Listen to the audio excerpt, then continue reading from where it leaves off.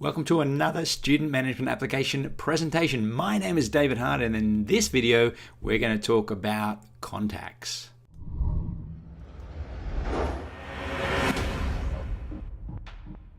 So this is this section here, contacts. There are several ways to get there. You can go through this link here, which I'll just show you. It'll take you to like a contact window there, showing you the what we call the form view.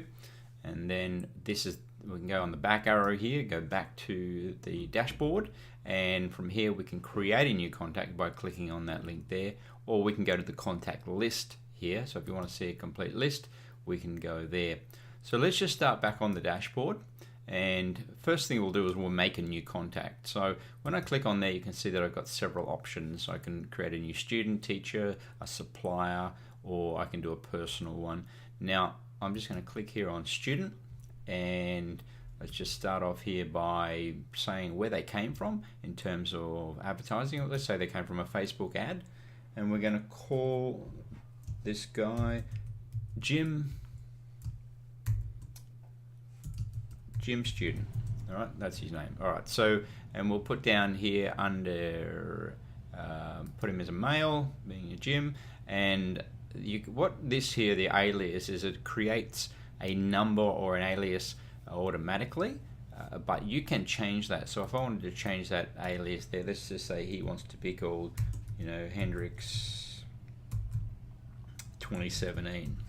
So that will be his alias, which applies later. I won't talk much about it right now, but it's something that we can add to put them on kind of anonymous lists where they know who they are, and you know who they are, but the other students in groups and so forth don't know who they are. So if you want to put an address in, you can. So 67 Smith Street. And now with the suburb, you can just type in the suburb there, or what's a better idea is to add it to your list, because in most cases you're going to have a set number of suburbs or set suburbs that most of your students are going to come from in your area. So to do that, you can click on this plus sign here that takes you to this suburbs layout, and in here you can put in a new suburb. So let's put in, I'll just put in like Boston there for a minute, and no idea what the code is, but let me just put in here 91145. I'm just making that up, as I'm sure anyone in Boston realizes. Okay, and then once you've done that, just click the back arrow there, and that'll take you back to the contact card that you're creating, and then you'll see it on your drop down list. So then you can add it in there. Now, the country is actually put in automatically. The state and the country, they're put in automatically based on your settings. And so, of course, if you're operating in a certain area, then most of your students will come from your state and your suburb. So that, but you can change that. You can override that if you wish. So let's just put that in there. In here, you can see that it's brought up the MA, because I've added that to a list of states. So that's now a state. And then I can go in here and add a date of birth. So we're just going to say Jim was born on the 1st. If Jim's born on, say, as an adult, if he's over 18, then it'll just it'll change what we're seeing here. At the moment, we're seeing where we can see on the right-hand side there. If we just go up here, you can see contact 1, contact 2. This is where we put parents in. So we're just going to treat Jim as a child, and we'll put him in as his birthday being, 1st of January. 1st of January 2007. Right, so it puts him in 10 years old. Now the level, TBA means to be advised, but you can set a level there based on what we have there, young beginner, juniors, seniors, whatever. So let's just put him in as a junior there. All right, junior level 1. And now we're going to add his mother in there. Now you can add other people, grandparents, siblings, friend, whatever. But let's just put the contact 1 in as the mother, and the mother we're going to put her in. I'm going to call her Mary, and then we can put Mary's email address in there as well. So I'll just put my email address just for the sake of it, the exercise, and then a phone number there, 2, 3, 4, 5, 6, 7, 8, 9. Okay. All right, so you can put a Skype in if you wish. You can add a second contact. You can put in comments there. Now the comments that you put in here, by the way, are like standing comments, something that's always going to remain there. So let's just say that Jim here, you know, learn to play sax for 2 years. So that's something that's not going to change. We know it's just something that we know about it. Now that's the layout of a basic contact. And what will happen is that down in this space here, where there's a white space, if I change the status automatically brings it up as an inquiry. So if I change that status to someone who is booked or an intro there, and the difference between booked and intro, booked is really someone who's just booked in, they haven't paid yet, where an intro is someone who's actually paid. So what you can see is if I click on booked, it goes here to unpaid. If I click on intro, it changes that to paid. So that status will come up later. I'll talk about that more as we get further into it. Now, I'm not going to go too much into this part of it at the moment. I'll just give you a basic layout of how the contact setup works. But basically, as you change the status when they go to what we call current, then you can see it changes that icon there, and that allows us to book them into a group or book them into an intro lesson. All right, so once you've done, you've also got this little checkbox here where you can turn them into a you can add do not send there, and the idea is that if you don't want to send them an email, you check that box, and then their email won't appear when you do broad mail outs. Okay, so that's done there. The other little bits you need to know here is that finish will take you back to the screen, which we'll do in a minute. Delete is if you want to completely delete that record, or duplicate, and duplicate is handy if you're booking in a sibling. So let's just say that Jim's sister Jane wants to also book in here, and all the other details are the same, except you're going to change the birthday and the name. And what will happen is when you duplicate it, it won't put those in there. It'll leave out the fields that obviously can vary between two siblings.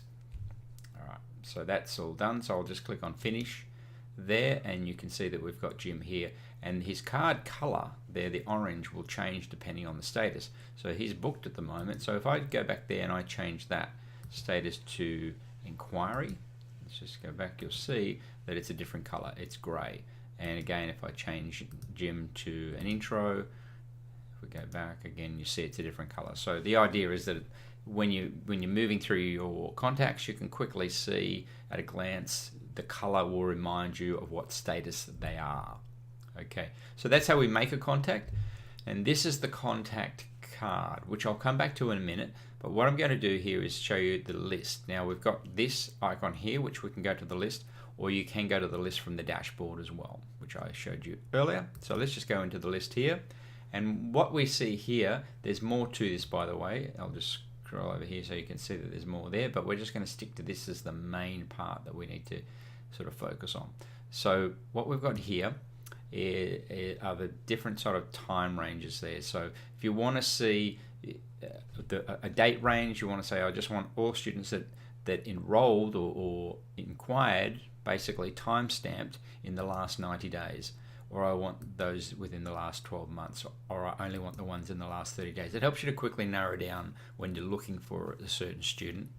Now you've also got the different categories over here, and that's where you can choose what are you looking for. You're looking for a student who's an inquiry, or someone who's interested, or someone who is an intro student. Now you can check all those boxes, so it'll bring them all up, or you can uncheck them all so none appear, and then you can just click on whichever one you want. So let's just say that we're looking for booked students and intro students. We don't have any booked in there, that's why nothing appeared. So we're just looking, let's just say, at intro students there, and that brings up Jim, and we can even change his status here if we wish.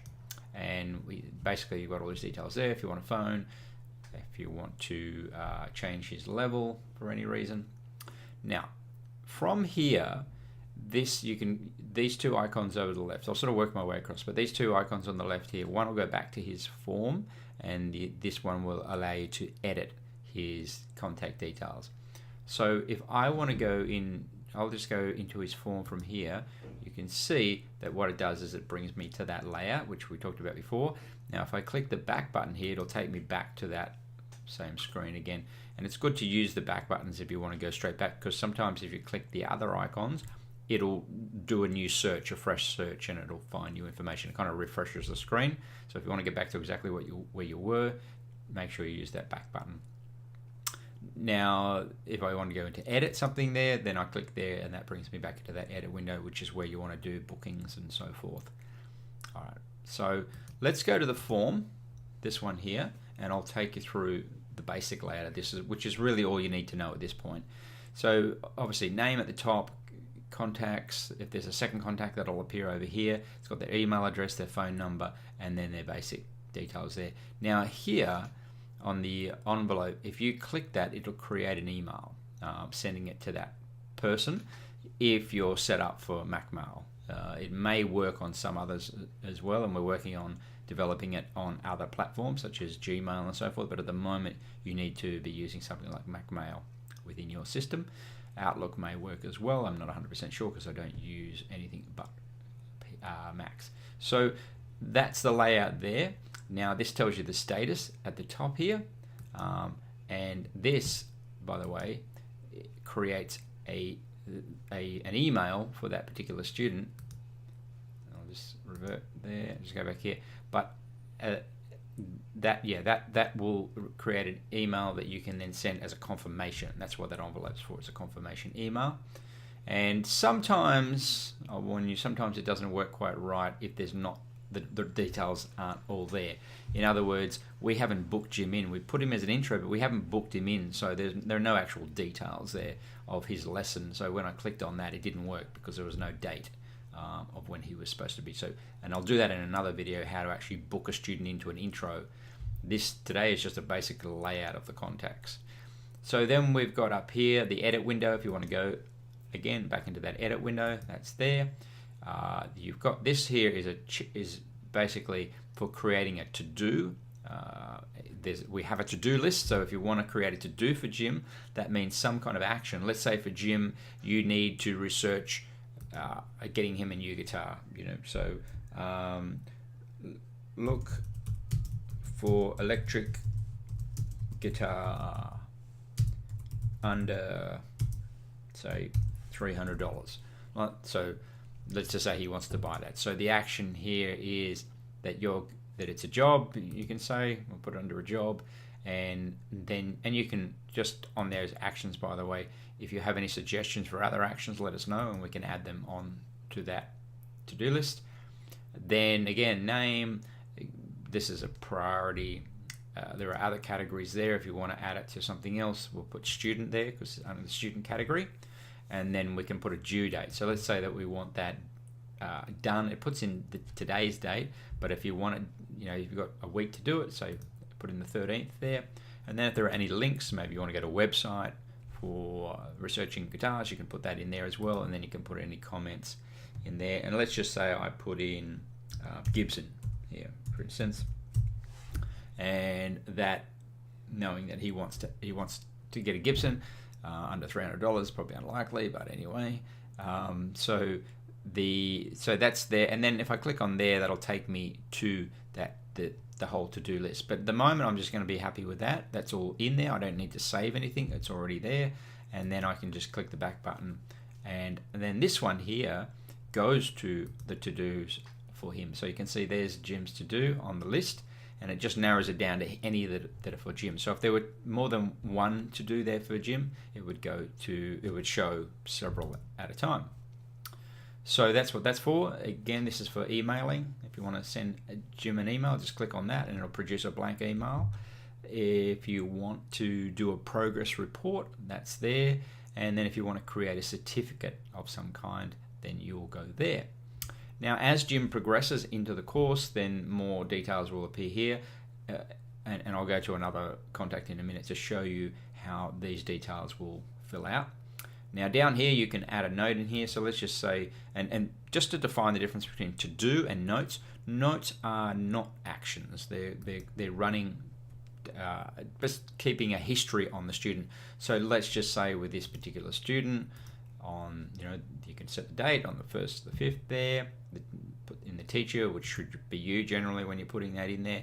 You might just want to put in a general note, and there you might say seems to be struggling with practice. All right, so you got your note in there, and again, you add more notes each time. You just add another one below that, and it gives you everything you need to have that history on the student. From there, you can go to the practice log. This is where you add practice time in. So I do it as a monthly, I used to do it as a monthly concept. So let's just say for May, 1st of the 5th, you did 900 minutes of practice.